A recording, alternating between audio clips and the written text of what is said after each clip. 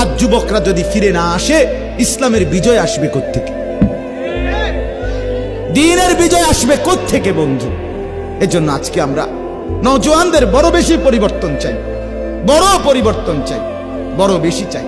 মুসলমানের ছেলেরা যদি নামাজি হয়, আরে বিশ্বাস করেন না, আমার একটা ব্যক্তিগত কথা আছে, এটা আমার হৃদয়ের কথা, আমার আবেগের সবটুকু দিয়ে আমি বলতে চাই, মুসলমানের যুবকরা যদি শুধু দুইটা জিনিস করে, একটা জিনিস হলো নিজের মাথার চুল চতুর্দিক থেকে সমানভাবে কাইটা চেহারা সুরত যদি মুসলমানের মতো বানায়, আর 5 ওয়াক্ত নামাজ বিশেষ করে ফজরের নামাজ যদি মুসলমানের যুবকরা পড়তে শুরু করে মসজিদে গিয়ে, আর চেহারা সুরত আর চুলটা ঠিক করে, আল্লাহর কসম গোটা পৃথিবীর কাফের আর বেঈমান বুঝবে মুসলমানের যুবকরা নড়ে চড়ে বসছে।